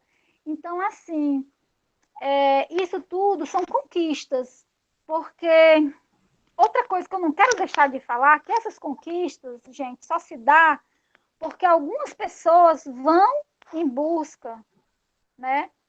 Porque muitas pessoas, às vezes, quando tem uma marcha, quando tem uma caminhada, critica, lá se vai, os abestados, não sei o quê. Eu até digo, eu gosto de ser abestada, sabe? Porque daí que surgem as conquistas, né? Então, muita gente não sai da zona de conforto e ainda critica, como agora mesmo a Sônia Guajajara, que é uma guerreira, representa totalmente o povo indígena, as mulheres indígenas, tá sofrendo retaliações, né? Então, assim, por quê? Porque ela vai à luta, né? Porque ela faz acontecer, porque é assim, quem é comprometido com uma luta tem que ser assim. E, infelizmente, sofre esse tipo de coisa. Vamos lá, faça as intervenções, senão eu vou falar aqui a noite toda. Thelma, só para acrescentar nessa questão da importância dessa lei, né, que tem que se fazer valer, a gente aqui trabalhou aquele documento que eu lhe falei, né, para o estado do Ceará, que é o novo ensino médio, a BNCC, né, a Base Nacional Comum Curricular, e a gente, inclusive, colocou isso daí para as escolas regulares, né, a gente até falou aqui no outro encontro também, são mais de 600 escolas regulares, 38 indígenas, e realmente precisa ser trabalhado além do 19 de abril, digamos assim, né? Realmente trabalhado nos outros meses e tudo. Em relação à Bienal, também se tornou, assim, digamos, uma janela, uma vitrine para essa questão pedagógica, educativa, em relação à figura, né, dos povos originários também. Bem interessante, porque esses detalhes aí que você faz essa contação, digamos assim, da sua história, né, de unha, de não sei o que, de celular, cai na questão dos estereótipos. E aí vai de encontro ao que o Daniel Munduruku, acho que ele levanta muito essa bandeira, né, do indígena enquanto um ser contemporâneo. As pessoas continuam ainda com essa mentalidade de estar questionando por que o indígena usa celular, por que faz isso, faz aquilo, e ele tem que ser, né, contemporâneo. Ele é um homem do seu tempo, então ele tem que usar celular, tem que fazer tudo que os outros fazem, tem total direito sobre essas questões, né, mas as pessoas são muito atreladas ainda a estes estereótipos. Mas é isso, acho que a gente, se você quiser comentar mais alguma coisa, eu já vou encerrar aqui, agradecer. Não sei se alguém mais quer comentar alguma coisa, fazer alguma intervenção. Eu quero falar mais um pouquinho. Quer falar? Quero falar mais um pouquinho, tá? Então, assim, ó, essa questão, eu resumo assim com as minhas palavras. Eu não tenho essa fala acadêmica, né? Mas eu resumo sempre da minha forma, que todo mundo entende também, né? Tanto as pessoas mais simples como vocês acadêmicos. Mas, assim, a gente não tinha a letra lá, né? Como se diz, mas nós tínhamos a oralidade, tudo muito, né? Com muita sabedoria. É dessa forma que os nossos saberes foram repassados e ainda permanece até hoje, né? Então, isso é indiscutível, que é uma fonte riquíssima, ainda é a oralidade, né? Então, assim, quando essa questão da escrita vem para nós, indígenas, não é como uma coisa boa, sabe, Veres? Porque nós não tínhamos letras, nós não sabíamos ler, nós não tínhamos nem papel, para as pessoas que não sabem, né? Nós não tínhamos papel, né? Então, isso tudo veio com essa modernidade, com essa invasão, não vou dizer colonização, não, que isso aí foi só um nome para ficar mais bonito, né? Porque tu já pensou se a história fosse o contrário, se eles tivessem vindo e nós tivéssemos colonizado eles? Que maravilha, não era? Eles se adaptarem a nós e não a nós a eles. Por que não foi dessa forma? Porque foi uma invasão, não é verdade? Então, assim, nós trazemos esses conhecimentos, mas nós fomos forçados a nos adaptar a eles. Que deveria ser, como eu já falei, o inverso. Eles deveriam ter se adaptado a nós, porque nós estávamos aqui. Mas nós aprendemos. Isso é indiscutível. Está aqui eu, está aí o Daniel Munduruku com 54 livros, está aí Márcia Cambeba com milhares de livros também. Eu não consigo listar todos os escritores indígenas que tem no Brasil. Aqui no Ceará tem pouco, mas no Brasil todo tem muitos, né? Eu estou dizendo assim que o Daniel é uma referência realmente, porque com 54 livros não tem como a gente se esquecer dele, né? Não tem como não ser, né? Ainda tem uma editora, né, também, a Maraca. Tem o Ailton Krenak, né, que é o nosso filósofo. Olha que afinidade que ele tem com a literatura, com o saber reconhecer o ser humano, né? Quando ele fala, você conhece os diálogos do Ailton Krenak. Então, assim, nós aprendemos.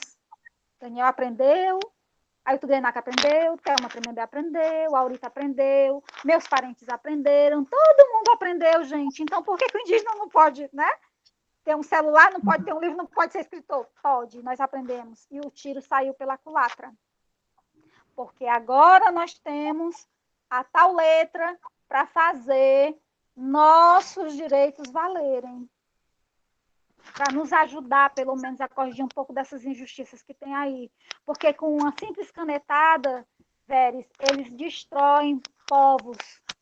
Mas nós vamos conseguir também estar lá um dia e fazer as leis reverterem a nosso favor, porque nós somos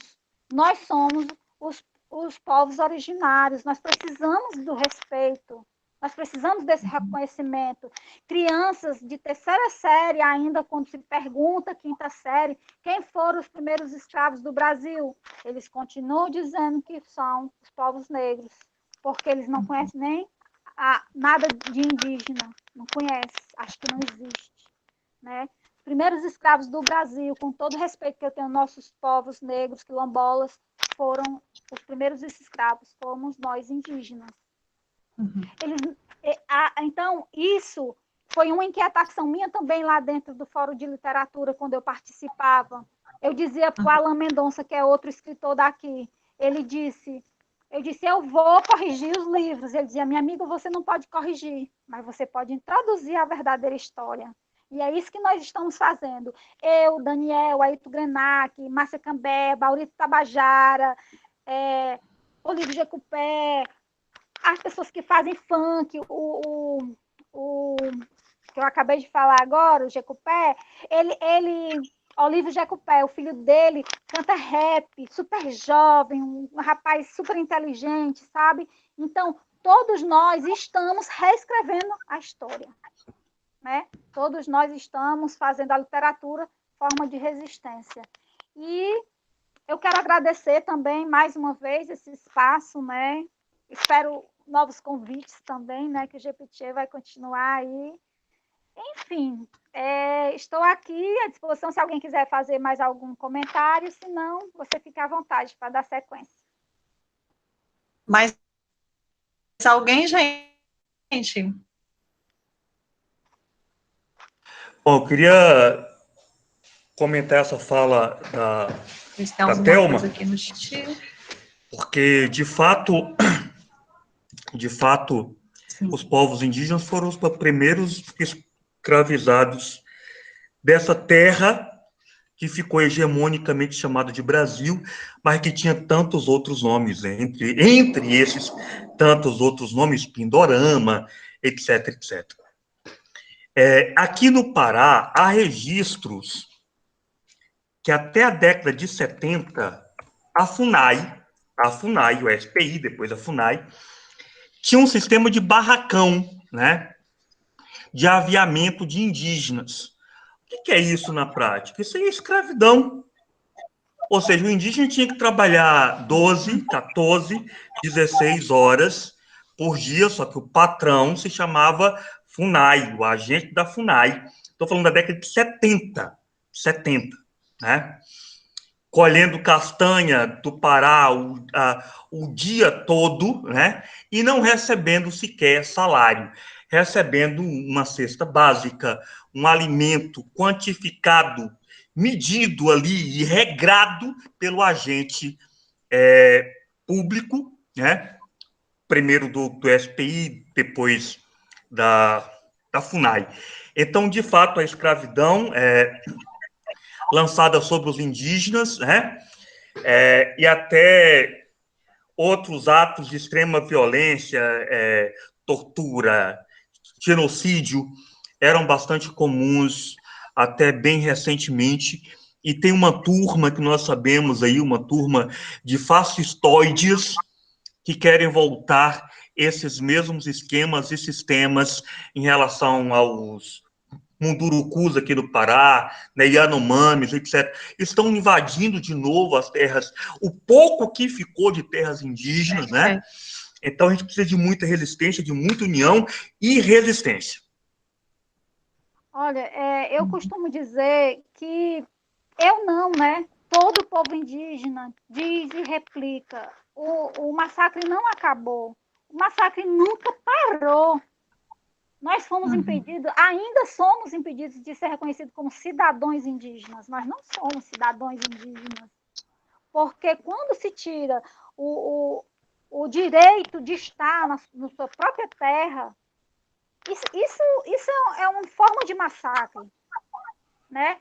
Quando se tira os direitos do indígena, isso é um massacre. Quando faz essas barbaridades que acontecem diariamente em todas as aldeias, como até negar as vacinas nesse estado de pandemia que está, isso é massacre. Inclusive, esse momento crítico que a gente está passando, estão realmente se aproveitando. Muitas aldeias foram invadidas, falta oxigênio para... Lá em Manaus, vocês viram o caos que foi, né? E depois foi descoberto que estava sendo desviado o oxigênio para clínicas particulares. Gente, isso é claro, esse presidente ele tem que ser processado por genocídio. Internacionalmente e nacionalmente. Internacionalmente, gente. Poxa, vamos ver o outro lado. Reverta essa situação. Voltando aqui lá, o gancho, quando veio nessa escrita e tal, foi uma forma. Nós não tínhamos papel, como eu estava dizendo, né? Porque por causa desse negócio de lápis de memória, eu corto o raciocínio, mas eu vou voltar agora. Quando esse papel chegou, não foi uma coisa boa para nós, porque eles dizem lá em um certo ponto da história que como aqui não tinha registros de terra, era terra de ninguém. Como de ninguém? Eles sempre nos taxaram assim, como ninguém. Nós estamos aqui, nós estávamos lá. Tem aquela fotozinha lá da primeira missa. Gente, não tem como enganar nenhuma criança de terceira série quando pega aquele livro lá com a primeira missa lá. Todo mundo disse, não, aqui a primeira missa no Brasil não foi descoberto. Como descoberto? E essas pessoas aqui nessa foto? Todo mundo pergunta isso. Poxa, tem prova lá. Então, assim, eles trouxeram esses registros, essa escrita e legalizaram o roubo, né? Eles roubaram nossas terras, ainda legalizaram com este papel que veio. Então, por isso, muitas vezes, o próprio indígena resistiu em querer aprender a ler, em querer se adaptar a essa coisa. Só que a gente viu, chegou um ponto que a gente viu que ou a gente vai e aprende também com as armas deles, ou então realmente vai ficar mais difícil a luta. Tem guerreiros e guerreiras, tem guerreiros que lutam dentro da aldeia, tem guerreiros que são obrigados a sair da aldeia em busca dessas outras coisas, né? Então, assim, eu fico até sem palavras, né? Mas acho que a melhor coisa seria mesmo se naquela época nós tivéssemos colonizado eles. Acho que era a única solução, né? Porque eles teriam que ter se adaptado e eles tinham evoluído, né? Porque quando diz lá que o indígena é atrasado, que não sei o que, isso é totalmente mentira. Nós tínhamos organização. Eu digo isso lá no meu livro, né? Quem leu sabe. Com as minhas palavras simples, né? Mas eu digo, se nós tínhamos cacique, pajé, nós temos lideranças, né? Então, nós tínhamos trazendo aí para a lei deles, né? Nós tínhamos um presidente, um prefeito e tal. Nós tínhamos a saúde da mulher, que nós temos as parteiras, as raizeiras. Nós temos um médico, o médico mais importante que tem, que é o nosso pajé. Ele não é reconhecido como médico, é o médico mais completo, porque ele vê o nosso físico e o nosso psicológico. Então, ele é um clínico geral já, né? E psicólogo e o espiritual, também, né? E o espiritual. Então, ele é o médico mais completo, ele não é reconhecido como médico, viu? E não deixam nem eles trabalharem junto nos postos de saúde indígena. Isso é uma luta nossa também. São poucas as aldeias que conseguem conciliar, impor isso daí, mas a maioria das aldeias não aceita o pajé nos nossos postos de saúde. Como pode? Tem os funcionários e não tem o pajé, que é o médico, né? Então, assim, tudo isso, lutas e lutas e lutas, mas nós estamos aqui, nós não viemos para desistir, nós vamos sim honrar cada gota de sangue do nosso povo derramado. E se for preciso que derramar o nosso, nós vamos derramar também, nós não vamos desistir, nós vamos continuar lutando, seja no artesanato, seja na agricultura, seja lá no plenário. Tem a Joênia, né, que é uma deputada lá, que foi eleita, mulher, todas, eu não consigo, eu queria poder contemplar todos os nossos parentes, mas eu não consigo, né, é impossível, porque nosso povo é grandioso. Então é isso, né, gente? Infelizmente, tem muitos questionamentos. A gente poderia ficar realmente a noite toda, né, Veres, debatendo. Tem muita coisa para se debater. Mas eu estou aqui, né? Quem quiser me procurar para mais alguma contribuição, né? Assim, que eu possa, né? Que seja dentro da minha área. Como eu disse a Veres, né? Eu não tenho, assim, autonomia para algumas coisas, porque nesse distanciamento eu sempre preciso da consulta do cacique, né? E do pajé, do consentimento deles, mas por conta dessa pandemia, dessa distância, tudo está se agravando mais, né? Mas, enfim, nós estamos aqui, nós estamos dando essa pequena contribuição, né? E estamos aqui para fortalecer essa Lei 11.645, né? Assim a gente coloca ela, mesmo que meio por livre, espontânea pressão, né? Mas nós vamos efetivá-la, né? Não, Veres? Vamos na luta, né? A gente trabalhou isso aí na BNCC, né? Vamos nessa luta, sim, porque aí a questão das práticas vai depender muito de cada escola, formação de professores, mas só está na lei, na teoria, que não existia, porque existe a lei, obviamente, né? Desde 2008, mas no currículo do Estado, não. Existiam, assim, documentos, revistas, que falavam, mas dentro do currículo, digamos assim, que esse currículo tem que existir agora, foi posto, né? Inclusive, a gente em debate nas ciências humanas, a gente até questionou por que a lei é étnico-racial, aí vem primeiro o nome africano. Obviamente que não quer dizer grande coisa, mas o nome indígena vem por último. E, na verdade, a gente questionou por que não vem primeiro o nome indígena, né? Que já estava aqui, né? Mas aí, tem mais de isso. 520 anos de luta, e os povos negros 300 anos. Mas é a questão da visibilidade que você falou, né? Mas entendeu? É porque, na realidade, foi assim, foi uma reivindicação, primeiro, do povo negro. O povo negro, ele é muito organizado, é um povo guerreiro, Exatamente. sabe? Então, foi na uma verdade, porque está no meio urbano, Thelma, isso. também. Então, como... Os movimentos sociais, né, também são mais, né, numerosos também, assim, são mais... Eu acho que está mais, assim, na questão do meio urbano. Eles brigam muito, né? E esse distanciamento também da questão de território indígena também acaba influenciando. Tanto é que a escola trabalha muito mais a questão do povo negro. A escola regular. Eles são muito organizados. Eu também sou apoiadora, né, do movimento aqui, Movimento Negro, que é o MNU, né? Quem quiser procurar a gente lá, eu acho que vai encontrar facilmente nas redes sociais, é o MNU, Movimento Negro Unificado, né? Que tem aqui no Ceará e no Brasil todo. Muito bacana. Realmente, o começo dessa luta foi deles, né? E depois, posteriormente, nós, povos indígenas, entramos, né? E hoje é afro-indígenas, por esse motivo, né? Mas, na realidade, Vera, se eu não me engano, desde 2012 que já era para estar efetivada, né? A Lei 11.000. Sim, é como a lei também da música, mais de 10 anos e não existe música nas escolas, existe somente a lei, é muito difícil. O professor Roniel até colocou aqui no comentário, currículo indígena pelos indígenas, exatamente.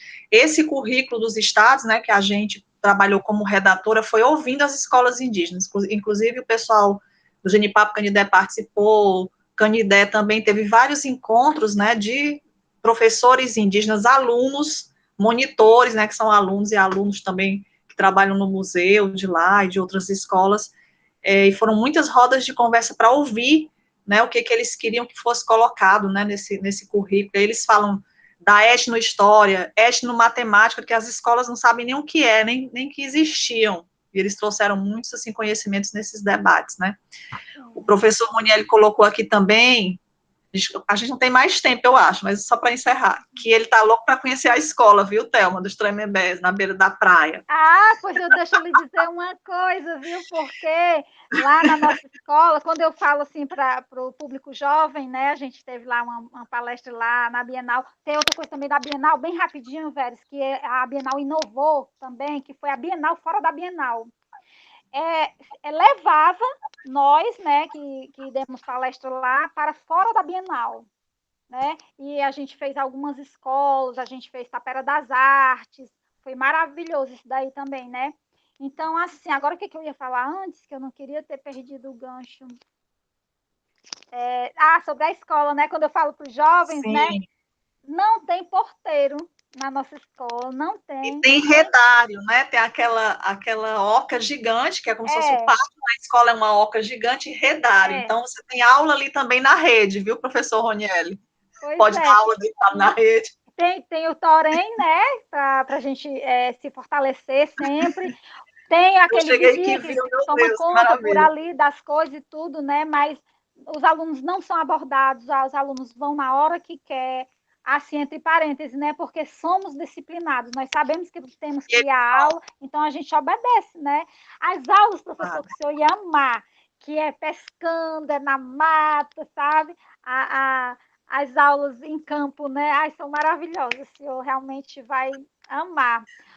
Eu queria também ter falado de outra coisa, assim, tem um parente que também já fez de pitié com vocês, que é o Edson Caiapó, né? Ele é formado, aí licenciatura, Edson, um monte né? de coisa. Edson Caiapó, isso, né? Então, assim, só para esclarecer uma coisa, porque sempre eu lembro de uma fala dele, quando ele me conheceu, ele disse assim, poxa, parente, eu admiro muito o seu povo do litoral, porque a gente ficou no enfrentamento, né? E algumas pessoas têm a impressão de que a gente tem despeito, não gosta dos parentes do Amazonas. Não, gente, quero deixar aqui bem claro, nós somos todos parentes, nós somos todos um, né? E como o próprio Edson disse, né? Nós ficamos realmente na linha de frente, na linha do enfrentamento, e a gente se respeita mutuamente. Teve também aquela questão lá da Iracema, né, que conta, Tabajara era intrigado com os povos, porque não sei o quê, porque era pelo colonização. Não existe isso, gente. Nós somos do José de Alencar, né? Só mito. Isso ali é um mito. O povo Tabajara, povo Potiguara, vivem em paz, não vive guerreando. Nossa briga hoje é pelos nossos direitos, pelo nosso lugar aqui, pelo nosso lugar de fala, pelas nossas lutas, pela nossa educação diferenciada, pela nossa saúde tradicional, pelo nosso alimento saudável, né? E pelo nosso espírito são. É isso aí. Né? Um abraço lá pro Edson, né? E para a Aline, que é a esposa dele, que é linda ela, né? Tiveram até um bebezinho agora recente, mas maravilhoso. Mas como ele diz, somos todos lindos. É isso. Gente, mais alguma intervenção para a gente partir para encerrar aqui? Nossa conversa? Acho que não, né? Pronto, então é isso. Thelma, eu só tenho a te agradecer a todos os participantes aí pela audiência, né? Tá aqui com a gente até agora. Você é um exemplo aqui para muitas mulheres. Como você disse, não é liderança, mas se faz liderança, né? Está legitimada como liderança, porque é exemplo para muitas mulheres indígenas e não indígenas, né? Por ser tudo o que você é, o que você representa, né? Sempre atuante em vários segmentos aí da literatura, da arte, dessa questão da agricultura também familiar orgânica, nessa autonomia, porque a questão do alimento também é um ato político, né? E ser essa grande ativista que você é, porque é muito bacana também quando a gente que pesquisa, o que eu falei para você, a gente pesquisa nessa área e encontra realmente ativistas, né? Essas pessoas que realmente estão engajadas, né, na sua própria causa de vida, nessa luta, né, por um coletivo. Isso é muito bonito, é muito bacana. Para quem for visitar depois os perfis da Thelma, ela está aí nas redes, né, tem o canal que eu coloquei para vocês no grupo, no YouTube, tem no Instagram, no Facebook, E aí vocês vão ver muita foto também dela, sobre os trabalhos dela, né, sobre esse livro, sobre palestras, oficinas que ela já fez para as escolas, né, indígenas, não indígenas. Essa questão do ativismo, porque, como ela falou, tá, eu participo do movimento negro, não só, viu, gente, ela vai para a questão de limpeza de rios, e quando eu vejo as fotos, ela tá lá com bandeira, com faixa, com um monte de gente, acho que até já com alguns ativistas do Greenpeace também, né, Thelma, teve aqui em Fortaleza, eu vi ela lá perto de um território também, de dunas também, então, assim, ela está em todos esses movimentos, ela trabalha mesmo pelo coletivo, né, indígena, e vai além disso, então é muito bacana a gente conhecer uma pessoa assim, ela ficou, eu também não falo muito, não tem essa linguagem mais acadêmica, mas assim, tem essa oralidade, né, do povo indígena que contribui demais, que é muito importante, que tem toda a sua verdade, toda a sua importância, e que, para mim, como ela também é uma contadora de história, é até um tanto quanto poético, porque aqui a gente meio que desenvolveu uma conversa, né, meio que uma contação de história, né, e ao mesmo tempo um resgate da história, né, desse processo todo de invasão de direitos indígenas, a questão educacional, né, e ela falando e contando toda essa questão da atuação dela, e se adentrou em várias temáticas que realmente, né, são importantes e são interessantes para a gente que é pesquisador dessa área. E eu só tenho a agradecer demais, viu, pela sua colaboração, por estar aqui contribuindo com a gente, com o nosso diálogo, né, com os nossos estudos também, conhecendo um pouquinho mais sobre o povo Tremembé, né, que realmente eles são pioneiros, assim, nessa questão de resgate do movimento indígena aqui no estado do Ceará. Realmente tem esse papel do cacique João Venâncio, junto com o pajé, e eles continuam fazendo isso também, ajudando esses novos que estão aí, o povo Carão e agora os cariris também da região do Cariri ali, Juazeiro, né, Xelô, que estão em processo de autorreconhecimento ainda. Então, eles sempre ajudaram outros que já passaram por isso e continuam contribuindo, quer dizer, eles são lideranças não só no seu povo, mas também dentro do movimento, né, dentro de todo esse coletivo do movimento indígena. Isso também é muito bonito de se ver. Estão sempre também dispostos, né, a contribuírem para estarem em grupos, para estarem numa palestra, num debate, também contribuindo com a gente que, embora está se aperfeiçoando também aqui, enquanto pesquisador e tudo, nessa temática crescendo e tudo, né, como você falou, eu não falo essa linguagem acadêmica, mas a sua linguagem é tão importante quanto, né, e aí tem até uns temas que a gente estuda na universidade, que é a questão do preconceito linguístico, né, que isso daí também não leva a nada, isso também empobrece, então você faz agregar valores aqui, pelo menos para mim, né, na minha visão, com a sua fala. A gente só tem muito a dizer gratidão, gratidão, gratidão. É isso.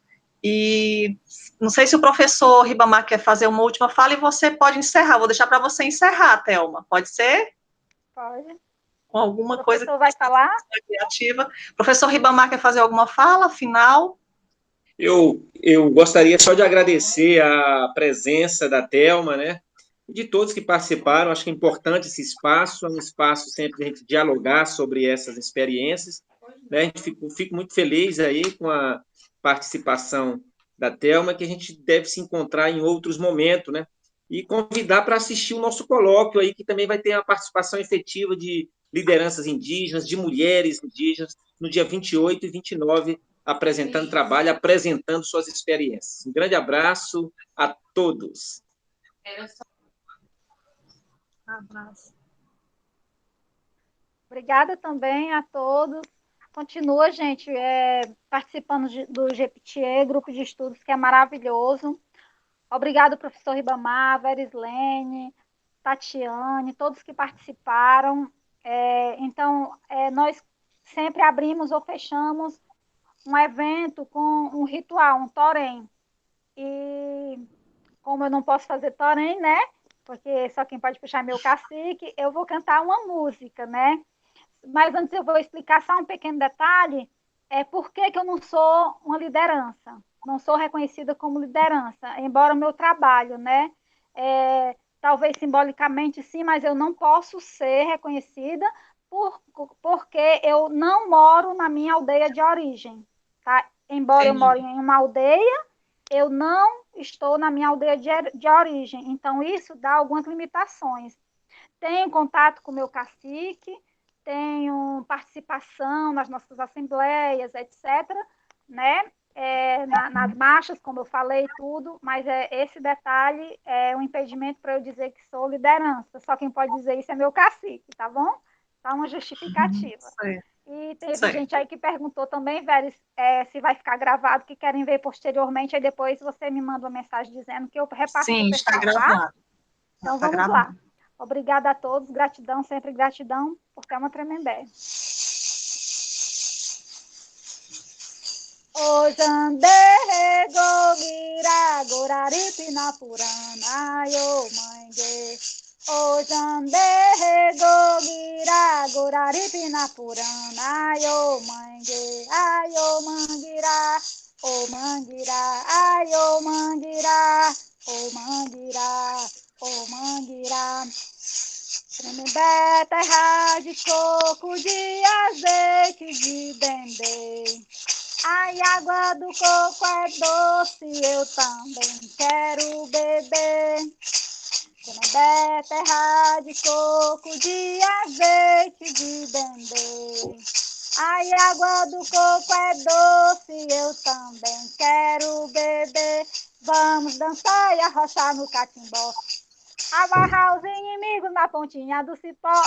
Vamos dançar e arrochar no catimbó. Amarrar o Bolsonaro na pontinha do cipó.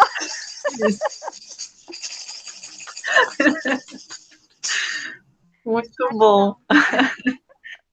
Gratidão, Thelma. Então é isso, gente. Boa noite. A gente fica por aqui.